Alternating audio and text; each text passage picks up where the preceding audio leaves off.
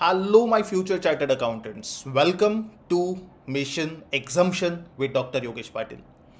यहाँ पे हम प्रकट हुए हैं और एक केस स्टडी के साथ, जिसके साथ हम लोग और भी कुछ एमसीक्यूज डिस्कस करेंगे। और आज का केस स्टडी जो है that is based on your favourite topic, जो सबसे पहले कॉस्टिंग में पढ़ा जाता है, और वो है कॉस्ट शीट।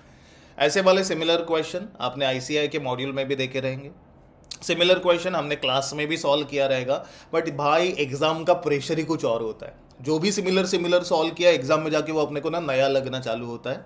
तो ऐसे क्वेश्चन को कैसे डिस्कस करके सॉल्व करते हैं, आज के वीडियो में हम लोग वही देखने वाले हैं। चलो, केस स्टडी बेस्ड क्वेश्चन है, कॉस्ट शीट का सॉल्व कर लेते हैं। P Limited has gathered cost information from ledgers and other sources for the year ended 31st December 2023. The information are tabulated below. सबसे पहले आपको मिलेगा रॉ मटेरियल परचेस। बच्चे बोलते हैं सर रॉ मटेरियल परचेस हम लोग कॉस्ट शीट में कहाँ पे रिकॉर्ड करते हैं? So we always add raw material purchase to RMC. RMC stands for raw material consumed, which is also called as DM. DM stands for direct material. Freight inward is an expense on purchase, और ये purchase का expense है, इसीलिए हम लोग इसे add करेंगे direct material में। परचेसेस के नीचे एक्सपेंस ऑन परचेस में इसे ऐड करना पड़ेगा। वेजेस पे टू फैक्ट्री वर्कर। बच्चों, फैक्ट्री वर्कर को कोई भी चीज दो, फिर वो फैक्ट्री वर्कर का वेजेस हो, फैक्ट्री वर्कर को दिया हुआ प्रोडक्शन का बोनस हो, फैक्ट्री वर्कर को दिया हुआ डियरनेस अलावेंस हो, फैक्ट्री वर्कर के लिए contribution to provident fund, contribution to employ state insurance, इसमें से कोई भी चीज हो, always you should consider that as labour cost. And labour cost का मतलब है ये कंपनी के लिए बन जाएगा डायरेक्ट वेजेस। रॉयल्टी, हमेशा रॉयल्टी हम लोग रिकॉर्ड करते हैं एज डायरेक्ट एक्सपेंस, क्योंकि जितना क्वांटिटी बढ़ेगा उतना रॉयल्टी बढ़ेगा। एंड वाइस वर्सा, क्वांटिटी के हिसाब से चेंज होने वाला खर्चा जो मटेरियल नहीं है, जो वेजेस नहीं है, अर्ज है, क्या बोला हमने? क्वांटिटी के हिसाब से चेंज होने वाला खर्चा जो मटेरियल नहीं है, जो वेजेस नहीं है, लेकिन फिर भी वो डायरेक्टली रिलेट करता है, डायरेक्टली फ्लक्चुएट होता है, प्रपोर्शनेटली चेंज होता है, उसे बोला जाता है direct expense. Amount paid for power and fuel is also example of direct expense, क्योंकि जितना ज्यादा क्वांटिटी प्रोड्यूस करोगे उतना ज्यादा फ्यूल कंज्यूम होगा। And vice versa, job charges paid to job worker is also direct expense. बच्चा, allocation अगर सही है तो आपका कॉस्ट शीट का 1 मार्क नहीं जा सकता।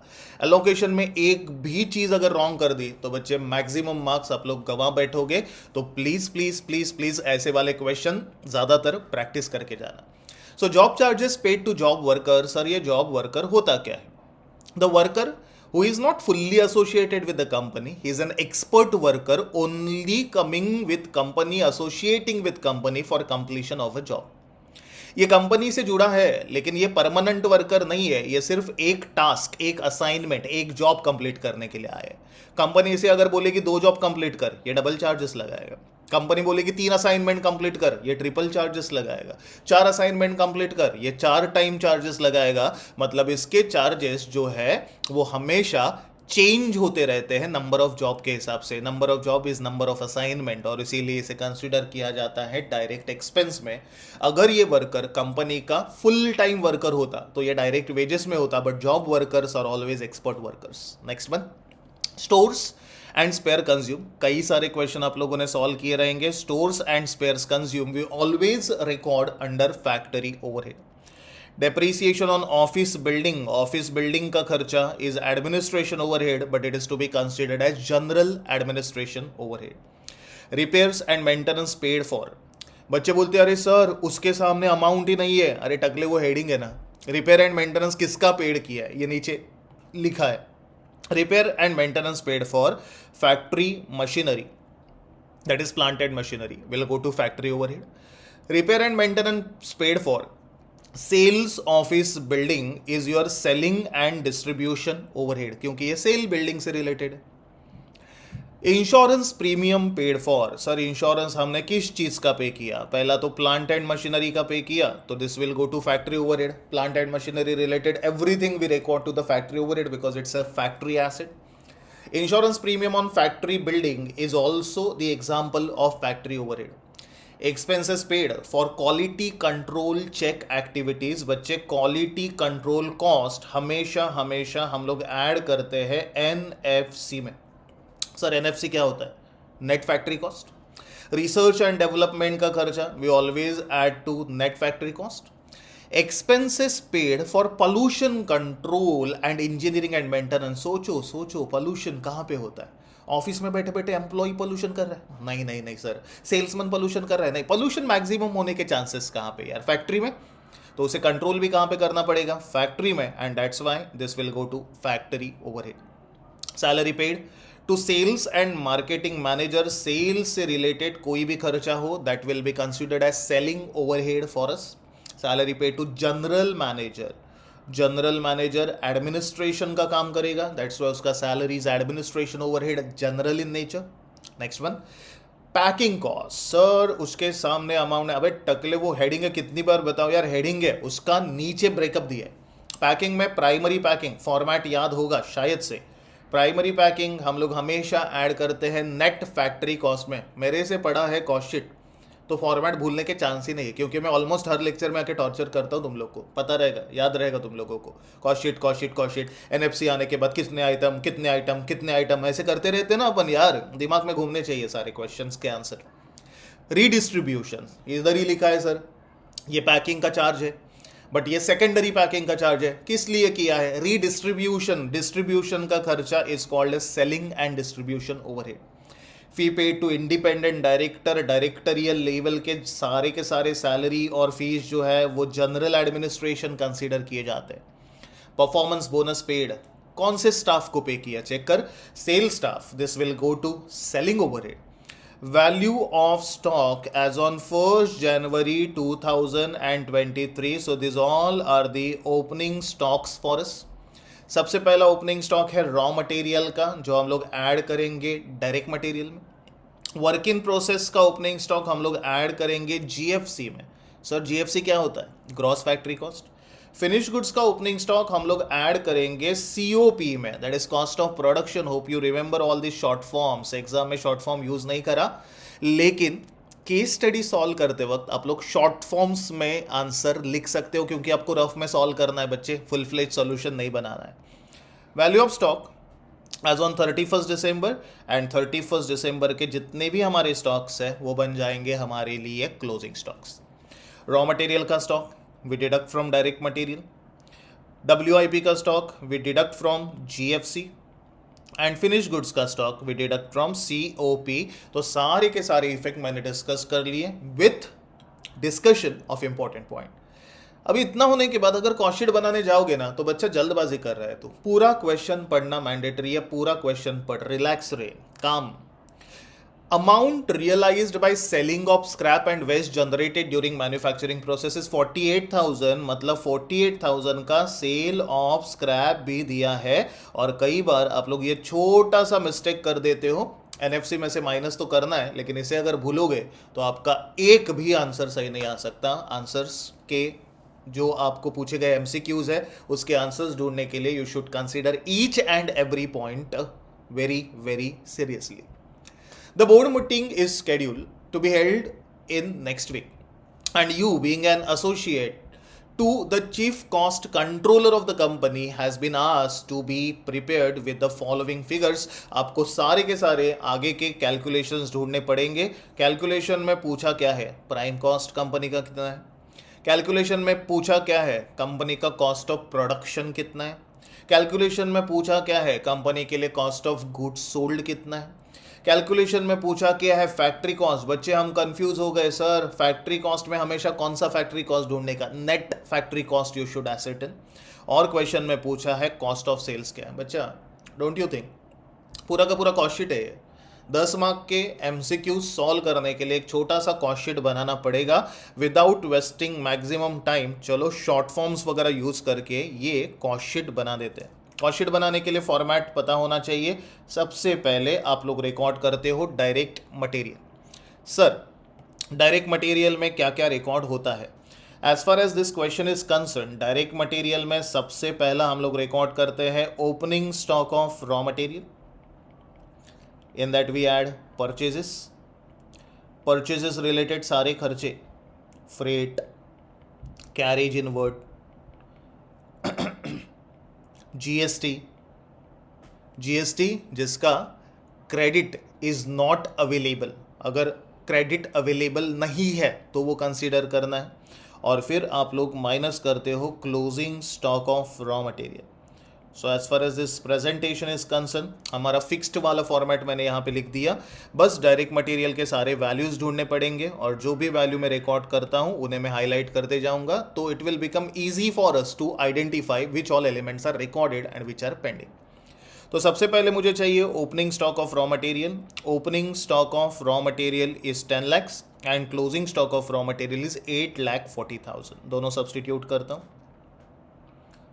Opening stock of raw material 10 lakhs, closing stock of raw material 8,40,000। Two more elements I want here, वो भी हमारे क्वेश्चन में अवेलेबल है। सबसे पहला है रॉ मटेरियल परचेस्ड का figure 5 crores and freight inward 9,20,600. 5 crores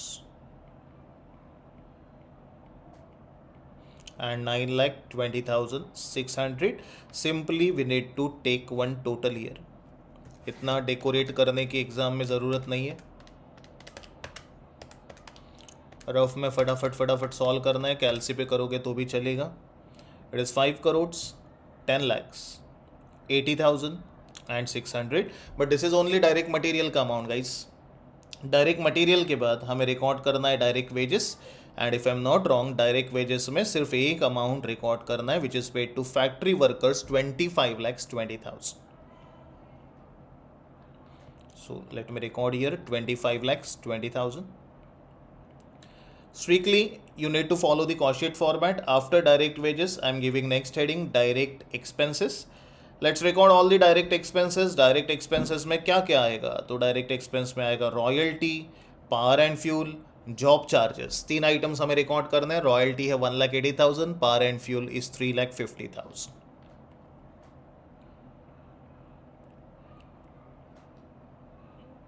$1,80,000, power and fuel 3,50,000, and there is one more element given, and that one is job charges. इसमें special designing charges, special drawing charges, कितनी सारी चीज़ें आ सकती है। Amount to be recorded is 3,10,000।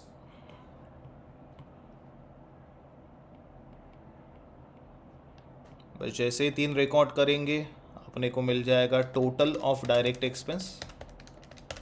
Total of direct expense is 8,40,000। याद है format के बिना ये चैप्टर क्या, ये पूरा का पूरा सब्जेक्ट अधूरा है यार। इन तीनों को ऐड करना पड़ेगा। This will give you prime cost 5 crores, 44 lakhs, 40,000 and 600. This one is my PC is nothing but prime cost. Prime cost तक मैं पहुंच गया। प्राइम कॉस्ट के बाद हम लोग ऐड करते हैं फैक्ट्री ओवरहेड्स में सारे के सारे फैक्ट्री रिलेटेड खर्च। तो लेट्स रिकॉर्ड फैक्ट्री रिलेटेड खर्चे। फैक्ट्री रिलेटेड खर्चा नंबर 1 है स्टोर्स एंड स्पेयर्स कंज्यूम 1,10,000। पूरा नहीं लिख रहा हूं बच्चों। After stores and spares consumed, next one is repairs of plant and machinery 40,000.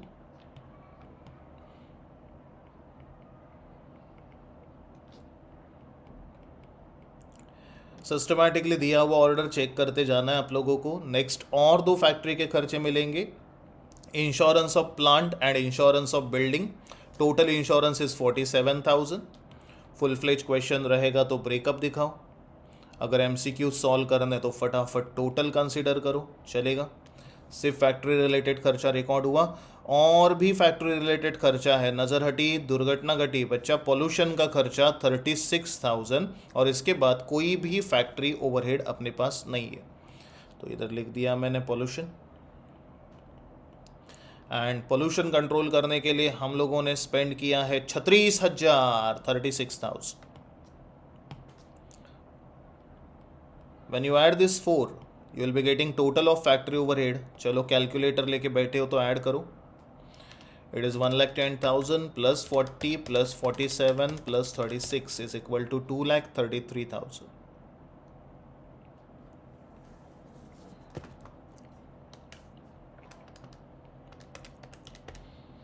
When you add this, you will be getting one more total. और वो टोटल हो जाएगा 5 करोड़ 46,73,600. सर ये आपने क्या कैलकुलेट किया? This is my GFC. GFC is gross factory cost. In gross factory cost, we add opening WIP and then we deduct closing WIP, and both the WIPs are given in the question. Readily they are available with us. You can check. Opening WIP का figure है हमारे पास total 860 and closing is 660. It is 860 and 660. आशा करता हूँ आप लोगों को help हो रही है. कॉस्ट शीट रिवाइज हो रहा है और केस सिनारियोज कैसे डील करते हैं वो भी समझ में आ रहे. चलो फटाफट. ऐड किया मैंने इसमें 860, लेस किया मैंने इसमें से 660. टोटल आया 5 करोड़ 48,73,600. सर यार ये आपने जो कैलकुलेट किया, ये क्या कैलकुलेट किया है सर? तो जो मैंने कैलकुलेट किया उसका नाम है NFC, and NFC stands for net factory cost. साथ में अगर सॉल्व करोगे तो फटाफट सॉल्व हो जाएगा. इसमें ऐड करने के लिए हमें 5 चीज़ें चाहिए, जिसमें होता है research and development, quality control, primary packing. Question में कहीं पे administration overhead related to production है नहीं, और इसमें से हम लोग माइनस करते हैं sale of scrap. And I guess this 4 elements are covered in this question. If you carefully check your question, they have given you research and development cost of 20,000, quality control cost 18,000. पहले दो मिले 20 and 18. लिख देता हूँ मैं यहाँ पे 20,000 18,000. Primary packing हमारे पास अवेलेबल है, चेक कर सकते हो. Primary packing is 46,000 and sale of scrap is 48,000. तो let me substitute them. 46,000 and 48,000 को कर दिया ब्रैकेट. फाइनली हमें टोटल करना पड़ेगा. Add 20, add 18, add 46 less 48 is going to give me 5 crore 49,09,600. Sir आपने ये क्या कैलकुलेट किया? I have computed COP, that is cost of production. Cost of production में ऐड करना है opening stock of finish goods, और फिर उसमें से माइनस करना है closing stock of finish goods. Opening stock of finish goods and closing stock of finish goods दोनों मेरे पास अवेलेबल है. Opening is 12 lakhs, closing is 1050. Opening 12 lakhs, closing is 1050. अगर इसे सिस्टमैटिकली टोटल करो तो आप लोगों को COGS मिल सकता है. मतलब इन शॉर्ट हमारे COP में 1.5 लाख ऐड करना पड़ेगा. क्या बात कर रहा है सर? कुछ नहीं बोला. 5 crore 50,59,600 is my COGS. Gradually हम लोग कॉस्ट शीट बनाते जा रहे हैं. अगर मेन सोल्यूशन बनाने में ये क्वेश्चन आया डिस्क्रिप्टिव में, तो पूरे के पूरे फुल फॉर्म लिख के कॉस्ट शीट बनाना पड़ेगा. MCQ है, इसीलिए इससे भी सिर्फ शॉर्टकट में अमाउंट लिख के करोगे तो भी चलेगा, बट कोई अमाउंट मिस आउट होने मत देना. इसके बाद हमें general office and administration overhead record करना है. डेप्रीसिएशन ऑन ऑफिस बिल्डिंग हम लोग रिकॉर्ड करेंगे 50,000 का.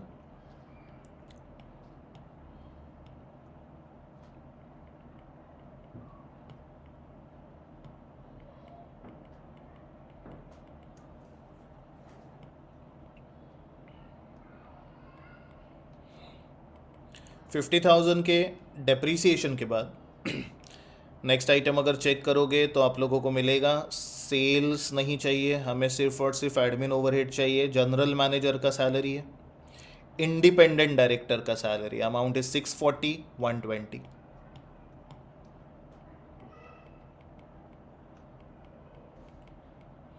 GM का सैलरी, इंडिपेंडेंट डायरेक्टर का सैलरी, दैट्स इट. इनको ऐड करना पड़ेगा हमें.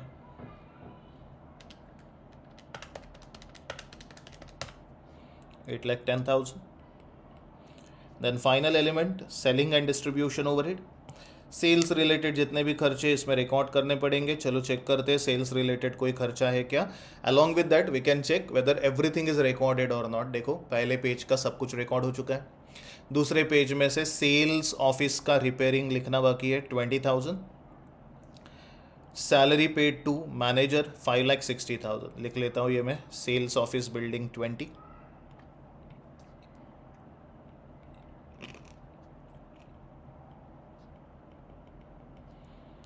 फिर 5,60,000 सेल्स एंड मार्केटिंग मैनेजर का salary. Next element of cost अगर चेक करोगे तो आप लोगों को मिलेगा रीडिस्ट्रीब्यूशन का पैकिंग खर्चा 80,000 और performance bonus 120। 80 and 120।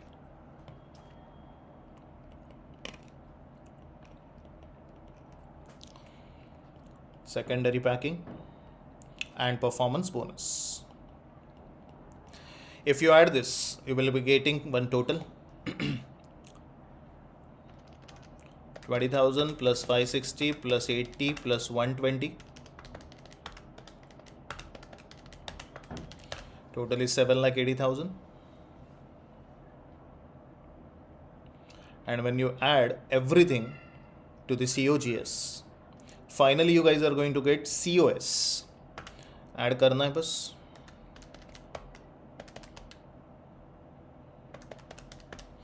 It is 566,49,600 और यहाँ पे मैंने मेरा कॉस्ट शीट का कैलकुलेशन ख़त्म कर दिया। पूरे के पूरे केस सिनारियो में कहीं पे भी प्रॉफिट नहीं है, कहीं पे भी सेल्स नहीं है, तो मैंने जितना मेरे पास डेटा अवेलेबल था वो लिखा और फिर से एक बार चेक किया मैंने वेदर एवरीथिंग इज़ रिकॉर्डेड और नॉट। सारे के सारे अमाउंट पे टिक मार्क दिख रहा है, मतलब एवरीथिंग इज़ रिकॉर्डेड यार। चलो देखते हैं हमारे MCQs के आंसर। पहला ढूंढने के लिए बोला है प्राइम कॉस्ट, तो चलो प्राइम कॉस्ट ढूंढते हैं अपने सोल्यूशन में। प्राइम कॉस्ट है 5,44,40,600। देख लो मिल जाएगा 544,4600। हाईलाइट कर देता हूं मैं मेरे आंसर को। Answer for this MCQ is B. Easy है। कॉस्ट ऑफ प्रोडक्शन भी हम लोगों ने ढूंढा है पॉइंट नंबर 2 में। Cost of production is also available with us. It is 549,09,600। 549,09,600। 549,09,600. Answer for this 549,09,600. Answer for this MCQ is A. Point number 4 बोलता है कॉस्ट ऑफ गुड सोल्ड ढूंढो, तो चलो ढूंढो कॉस्ट ऑफ गुड सोल्ड को भी। Cost of good sold हमारे लिए अवेलेबल है 550,59,600। 550,59,600। Answer for this MCQ is B. ये देखो आ रहे हैं सारे आंसर। नेट फैक्ट्री कॉस्ट ढूंढने के लिए बोला है, हमने नेट फैक्ट्री कॉस्ट भी ढूंढा था। हमारा नेट फैक्ट्री कॉस्ट है 548,73,600। 548,73,600। ये आया 548,73,600। Answer is C. और cost of sales is our last answer and last answer हम लोगों ने ऑलरेडी ढूंढा था 566,49,600। तो बच्चों यार अगर देखा जाए तो पूरा का पूरा कॉस्ट शीट ही इन लोगों ने हमसे बनवाया और कॉस्ट शीट बनवाने के बाद इन्होंने हमें MCQs ढूंढने के लिए बोले। तो finally multiple choice questions are solve. यहाँ पे खत्म होता है ये भी केस सिनारियो।